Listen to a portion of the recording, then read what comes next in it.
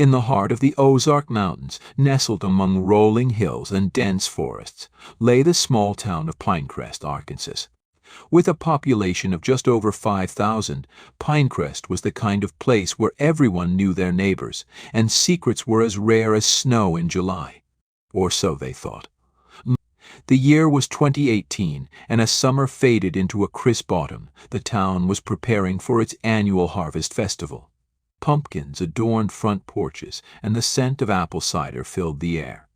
But beneath this idyllic surface, a storm was brewing that would shake Pinecrest to its very foundations. At the center of this impending tempest were the Cartwrights, Benjamin, a 45-year-old high school history teacher, his wife Olivia, 42, who ran the local bakery, and their teenage son, Ethan. The Cartwrights were well respected in Pinecrest, known for their community involvement and warm hospitality. Benjamin Cartwright, with his salt and pepper hair and kind brown eyes, was a favorite among students and parents alike. His passion for history was infectious, and he had a knock-knock for bringing the past to life in his classroom. Olivia, with her honey-blonde hair and infectious laugh, was equally beloved. Her bakery, Sweet Nothings, was a town hotspot, famous for its mouth-watering pies and friendly atmosphere. Completing the Cartwright family circle was their longtime friend, Dr. Marcus Reed, a 44-year-old veterinarian. Marcus had been Benjamin's best friend since college. His rugged good looks and charming personality made him popular among the town's single women, but he had never settled down, claiming his work was his true love. On the surface, the friendship between the Cartwrights and Marcus seemed unshakable. He was a constant presence at their home, joining them for weekly dinners and family events. To Ethan, he was Uncle Marcus, always ready with a joke or a piece of advice. But beneath this veneer of close friendship and family harmony, a dangerous undercurrent was flowing. For the past year, Olivia and Marcus had been engaged in a passionate affair, their secret trysts hidden behind a facade of innocent friendship and routine veterinary checkups for the family's golden retriever, Max. It had begun innocently enough. Olivia, feeling increasingly disconnected from Benjamin, who seemed more absorbed in his work and local politics, found herself confiding in Marcus during one of Max's checkups. Marcus, lonely and secretly envious of his friend's seemingly perfect life, provided a sympathetic ear and a shoulder to cry on. Their first kiss had been a moment of weakness, fueled by wine and shared loneliness at the Cartwrights' New Year's Eve party. Both had immediately felt guilty, vowing it would never happen again. But the attraction proved too strong to resist, and soon they were meeting in secret, stealing moments of passion whenever they could. As autumn settled over Pinecrest, their affair intensified. They became bolder, taking risks that in hindsight seemed foolish. A lingering touch at a town council meeting, a meaningful glance across the crowded high school gymnasium during a basketball game. The thrill of their secret relationship was intoxicating, clouding their judgment and making them careless. Benjamin, preoccupied with his teaching and his recent appointment to the town council, remained oblivious to the betrayal happening right under his nose. He was grateful for Marcus's friendship and support, appreciating how his old friend always seemed to be there for Olivia when he was busy with work. Ethan, however, with the keen perception of a teenager, began to sense that something was off. He noticed the way his mother's eyes would light up when Marcus entered a room, the slight tensing of his father's shoulders when Marcus and Olivia were engaged in what seemed like an overly intimate conversation. But he dismissed these observations, unable or unwilling to consider the implications. As the harvest festival approached, bringing in with it an influx of tourists from neighboring towns and a flurry of activity in Pinecrest, the pressure on Olivia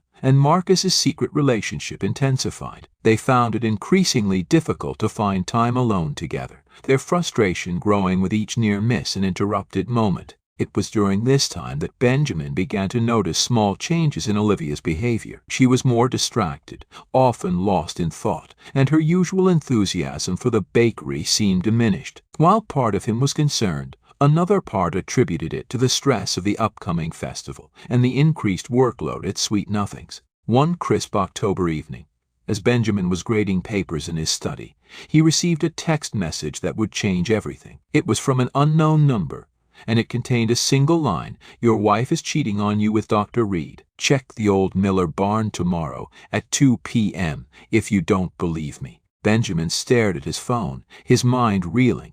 His first instinct was to dismiss it as a cruel prank, but a seed of doubt had been planted. He thought about Olivia's recent distance, the frequent visits to the vet for Max, who seemed perfectly healthy. Could it be true? The next day, Benjamin made an excuse about a faculty meeting and left the house shortly before 2 p.m. His heart pounding, he drove to the outskirts of town, where the old Miller barn stood, a relic from Pinecrest's farming past. As he approached the barn, he saw Marcus's truck parked behind some trees, partially hidden from view. With a growing sense of dread, Benjamin crept closer to the barn. Through a crack in the weathered wood, he saw a sight that shattered his world. Olivia and Marcus locked in a passionate embrace. For a moment, Benjamin stood frozen, unable to process what he was seeing. Then, a wave of rage unlike anything he had ever experienced washed over him. He burst into the barn, his voice thundering in the enclosed space. "How could you?" he roared, his eyes wild with fury and pain. Olivia and Marcus sprang apart, their faces pale with shock and fear. "Ben, I can explain," Olivia began, her voice trembling, but Benjamin was beyond listening. He lunged at Marcus, his fists flying in a blind rage. The fight was brutal and quick. Benjamin, fueled by adrenaline and betrayal, overpowered Marcus. As Olivia screamed for them to stop, Benjamin grabbed a nearby pitchfork. In a moment that would haunt him forever, he plunged the rusty tines into Marcus's chest. The barn fell silent save for the sound of Marcus gasping for breath.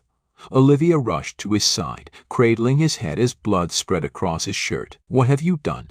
she whispered, looking up at Benjamin with horror in her eyes. Benjamin stood motionless, the pitchfork slipping from his grasp.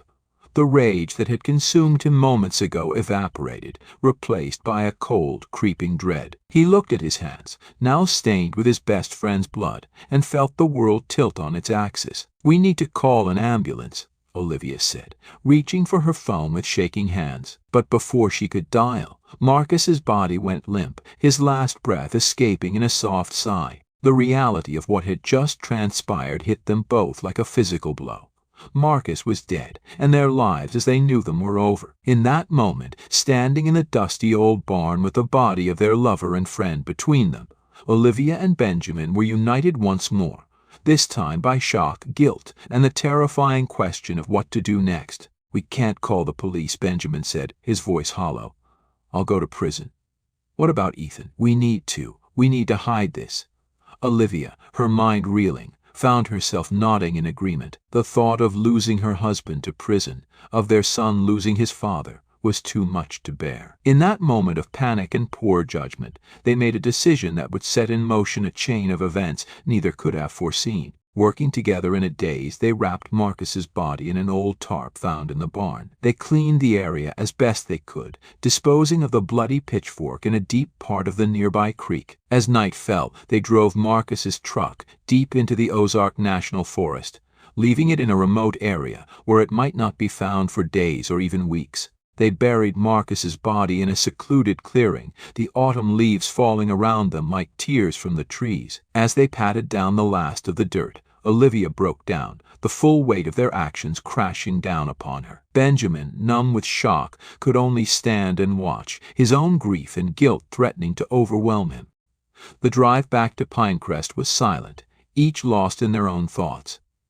They concocted a story about Marcus receiving an emergency call about a sick horse on a remote farm. It wasn't uncommon for him to be gone for days at a time on such calls, especially in the more isolated areas of the county. As days passed with no sign of Marcus, concern began to grow in Pinecrest. His veterinary assistant reported that he hadn't called in, which was highly unusual. Friends tried calling his cell phone, but it went straight to voicemail. The Cartwrights, playing their parts, expressed worry and joined in the search efforts organized by the town. Detective Laura Simmons of the Pinecrest Police Department was assigned to the case. At first, it was treated as a missing person investigation. Marcus's truck was eventually found in the national forest, leading to speculation that he might have gone hiking and met with an accident. Search parties combed the area, but found no trace of the missing veterinarian. As weeks turned into months, the case of Marcus Reed's disappearance became the talk of Pinecrest. Theories ranged from accident to foul play, with some even suggesting he had simply left town to start a new life. Through it all, the Cartwrights maintained their facade of concern and innocence, but the weight of their secret began to take its toll. Benjamin became withdrawn, throwing himself into his work and spending long hours at the school. Olivia, consumed by guilt, found it increasingly difficult to run the bakery, often closing early or not opening at all. Ethan, sensing the tension between his parents but unaware of its cause, began to act out at school. Detective Simmons, not satisfied with the idea that Marcus had simply vanished, continued to dig deeper into the case. She interviewed friends and acquaintances multiple times, looking for any inconsistencies in their stories. Her attention increasingly focused on the Cartwrights, whose behavior in the wake of Marcus's disappearance struck her as odd. They were supposed to be his closest friends, she confided to her partner, Detective Mike Hawkins. But something about their concern feels off, like they're playing a part. As the one-year anniversary of Marcus's disappearance approached, cracks began to show in the Cartwrights' carefully constructed facade. Benjamin, plagued by nightmares, began drinking heavily.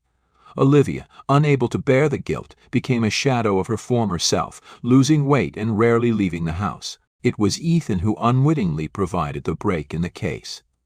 Worried about his parents and frustrated by the secrets he sensed they were keeping, he began his own investigation. Going through old family photos and videos, he noticed something strange. In footage from the previous year's Harvest Festival, he saw his mother and Marcus in what appeared to be an intimate moment, hidden from the crowds. Confused and upset, Ethan confronted his mother. Olivia, worn down by months of deception, broke down and confessed everything to her son. Horrified by what he had learned, Ethan stormed out of the house, unsure of what to do with his terrible knowledge. It was in this state of distress that Detective Simmons found him, sitting alone in the town square late that night. Seeing an opportunity, she gently questioned the distraught teenager.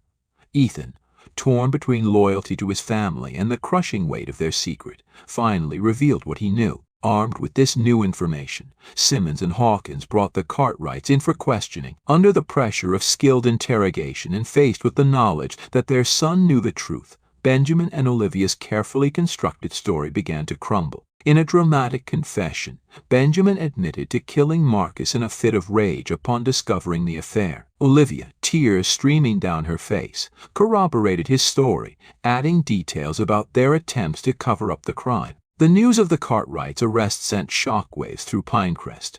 The town that had prided itself on its close-knit community and wholesome values was forced to confront the dark truth that had been hiding in plain sight. As the case moved to trial, Pinecrest became the center of a media frenzy. News vans lined the streets, and reporters accosted locals for quotes and insights. Many residents resented the intrusion, feeling that their community's tragedy was being turned into a spectacle for the rest of the country. The trial of Benjamin and Olivia Cartwright began on a cold January morning, nearly 15 months after Marcus Reed's death. The small county courthouse was packed, with spectators lining up hours before the doors opened, hoping to secure a seat for what promised to be the most sensational trial in Pinecrest's history. Prosecutor James Watkins presented a case that painted Benjamin as a man driven to violence by jealousy and betrayal, with Olivia as a willing accomplice in the cover-up. He emphasized the premeditated nature of their actions after the killing, arguing that this showed a clear consciousness of guilt. Ladies and gentlemen of the jury, Watkins began in his opening statement. This is a case of passion turned to violence, and of a subsequent betrayal not just of the victim, but of an entire community. The defendants not only took a life but also lied to all of us for months, allowing us to hope and search while they knew the terrible truth. The defense, led by attorney Sarah Chen, argued for a charge of manslaughter rather than murder for Benjamin, sitting the heat of passion defense. For Olivia, they pushed for lesser charges related to the cover-up, portraying her as a woman acting out of fear and misguided loyalty to her family. What happened in that barn was a tragedy, Chen told the jury, but it was not a premeditated act. Mr. Cartwright was a man pushed beyond his limits by an unthinkable betrayal, and Mrs. Cartwright, in the aftermath of this shocking event, made poor choices out of a desire to protect her family. Over the next 3 weeks, a parade of witnesses took the stand. Friends and neighbors testified about the relationships between the Cartwrights and Marcus, many expressing disbelief at the turn of events. Ethan's testimony was particularly heart-wrenching, as he described the happy family life he thought he had, and the devastating reality he uncovered. Forensic evidence played a crucial role in the trial. Despite the Cartwrights' efforts to clean the crime scene, traces of blood matching Marcus's DNA were found in the old barn. The recovery of Marcus's body from its makeshift grave in the forest provided further damning evidence. Perhaps the most dramatic moments of the trial came during Benjamin and Olivia's testimonies. Benjamin, looking haggard and years older than his age, recounted the moment he discovered the affair and the blind rage that followed. "I didn't go there intending to hurt anyone," he said, his voice barely above a whisper. "But when I saw them together, something in me just snapped." Olivia's testimony was equally emotional. She spoke of her loneliness in her marriage, the excitement of the affair, and the horror of watching her husband kill her lover. "I know what we did was wrong," she said through tears. "Not just the affair, but everything after. I was scared and confused, and I made choices I'll regret for the rest of my life." As the trial neared its conclusion, Pinecrest held its collective breath.